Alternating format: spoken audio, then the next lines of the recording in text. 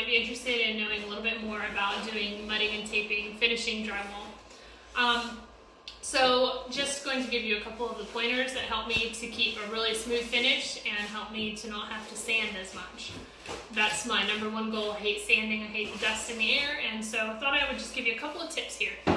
So first thing is that I always try to keep my putty knife really clean.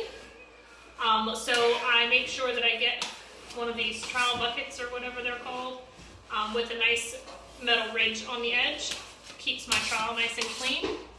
I also make sure that when I filled my bucket, which I just did, I make sure I keep my sides very clean on my bucket. So I'm always cleaning the sides of the bucket off, flattening the mud out, and then this actually comes equipped with a piece of plastic that I always reuse to set back down in there. That helps to keep your mud very fresh. Mud drying is the number one thing that will give you ridges and bumps and lumps in your drywall finish. So we try to keep that out by keeping the plastic on there and of course keeping the lid on as well. So let's go over here and look at one of the seams that we're going to do. So I'm going to do the long seam here. So I have the tape, we have the mud. You can see here around the room that we have actually done the rest of the seams. This is actually our last wall seam. I have a couple more on the ceiling left to do. So when you apply your mud to the seam in the beginning, you're actually not going to need to do anything special with it. You apply it very liberally. So it doesn't matter if you get too much because that'll all be squeezed out. You'll see why in a second.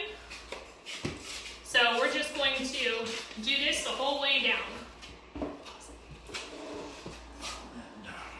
Okay, so we've worked the whole way down this, and now all I do is kind of smooth it out a little bit, all the way down that seam. Again, we're going to keep our trowel as clean as possible. I always keep my bucket as clean as possible as well. This mud dries very quick, so if you let little parts of it sit up on the edge of your bucket, it will get dry very quick. You'll notice that when you're using the trowel on the wall, you'll notice a stripe going through it when you do this. There's no stripe right now because I don't have any dried up pieces on here, but when you notice that, the number one thing to do is to just clean your trowel off. I always make sure that if there is a piece of something like right here, you can see this right here, this is actually dried on there, and you want to make sure that never gets into your mud. Okay, so the next thing we do here is to actually apply our tape. So applying the tape is fairly simple. We'll start on this side here, and I'm just going to run my fingers gently into the tape to ensure it sticks. We'll just do this the whole way down our seam.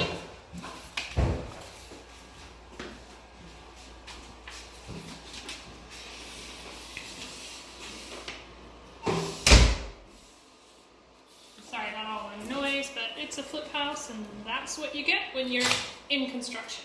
Okay. All right, so the next thing we're going to do is to simply use our knife, our putty knife. Actually, I usually start somewhere in the center.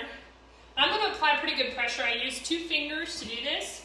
I apply pretty good pressure to literally embed the tape into the plaster I just laid down, and you can see that I do end up collecting.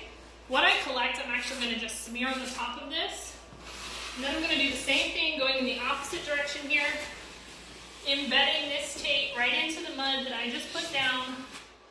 And you can see there's a little bit of a bump there.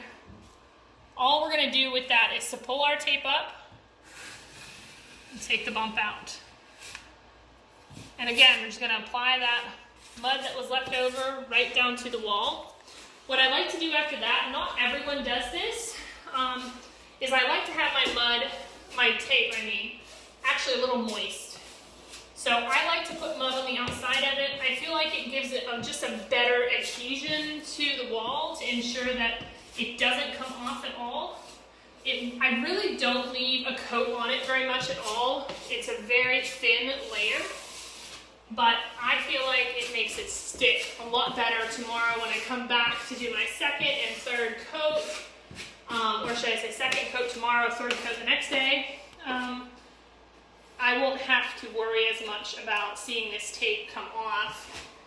I feel like, because I wet both sides of the tape. Okay, so there we have that. Going over this, you want to make sure that you're nice and even with your strokes. You do want to apply pressure, but it's a very even pressure. This is not something that everyone can easily do. Just some people don't have the ability with their wrists to do an even pressure the whole way down, and it really requires that. Sometimes it just takes practice. So that's how you would apply mud to a joint. The corners are done the same way, except of course you're bending your tape to a corner.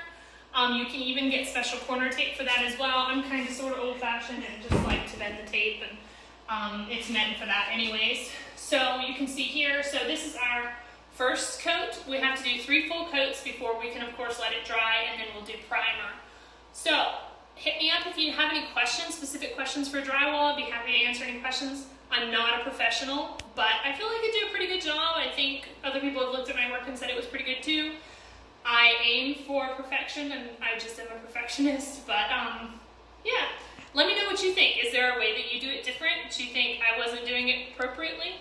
Maybe? Who knows? Hit me up, let me know. Thanks.